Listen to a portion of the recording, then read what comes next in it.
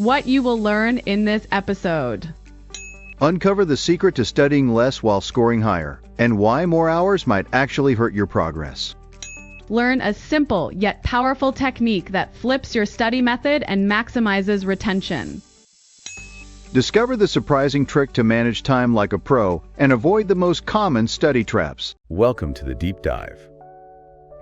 If you're learning a language and, well, sometimes feel like you're putting in endless hours with maybe not enough to show for it, then today's exploration is definitely for you.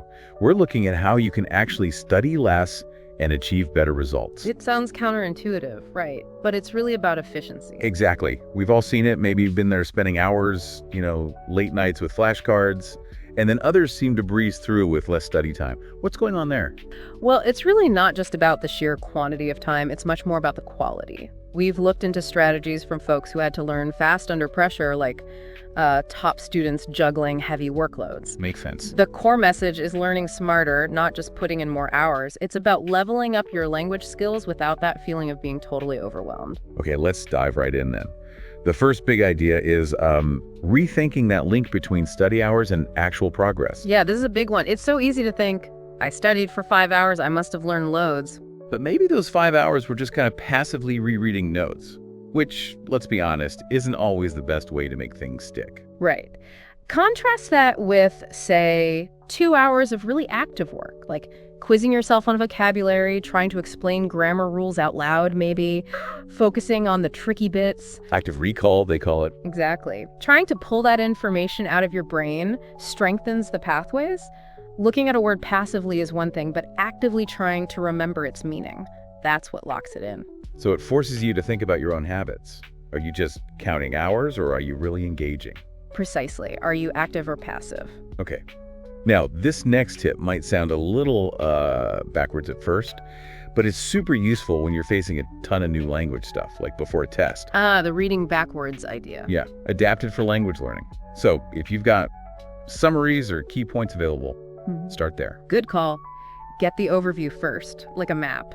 Then you do a quick first pass, look at headings, maybe verb charts, bold words. The highlight. Exactly. You're getting the key concepts without getting lost in the weeds immediately. It sets up mental hooks, especially for grammar patterns or vocab. Right. And then the second pass. Then you go section by section, read the first sentence, often the main point for grammar, skim the middle bits, the examples, and read the last sentence, maybe another summary or example. So you're layering the information. And the beauty for language learning is it helps you prioritize, especially when time's tight.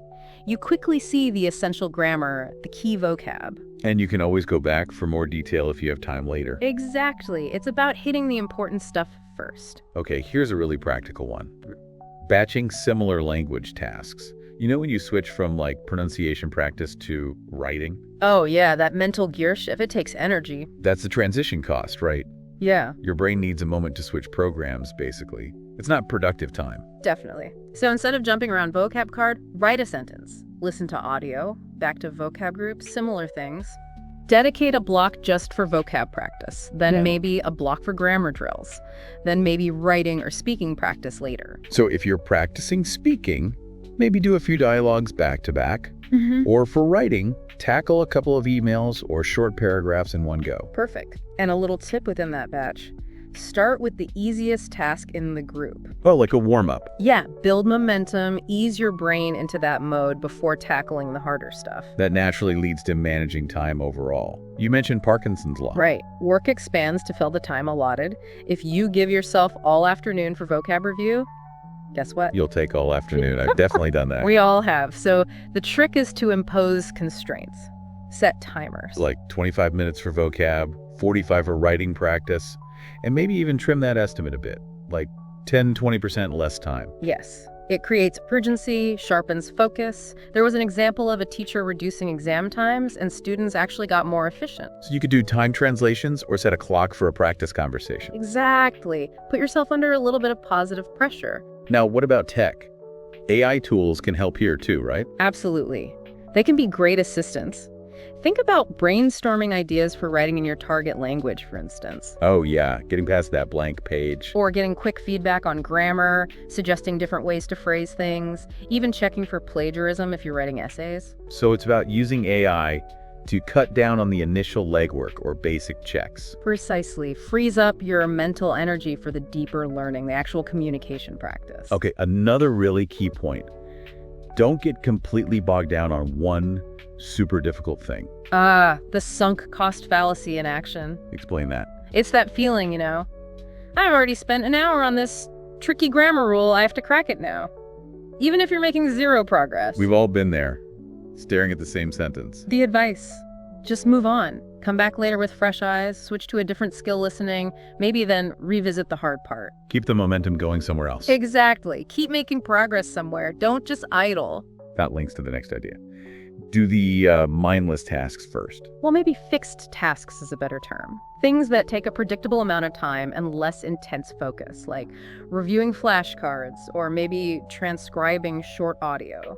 Okay, so fixed tasks versus variable tasks, like writing or conversation practice, which need more brain power and the time can, well, vary a lot. Right. The logic is if you do the demanding variable stuff first, it can easily eat up all your study time. And push out the basics, like vocab review. Exactly. So doing the fixed, maybe less demanding tasks first creates a kind of time boundary. It ensures you actually get to those foundational bits. Makes sense. And finally, making notes work for you, not against you. Oh, rereading everything for a test. So inefficient sometimes. Especially the stuff you already know well. So tag your notes as you go. Use a star, a question mark, whatever works. Next to concepts, grammar rules, vocab you find tricky or didn't quite get in class. Like highlighting the problem areas. Precisely. Then, when you review, zoom in on those tag sections. Spend less time on the stuff you've already mastered. Makes review way more targeted and faster. Okay, so pulling it all together, it's really about strategy over sheer hours.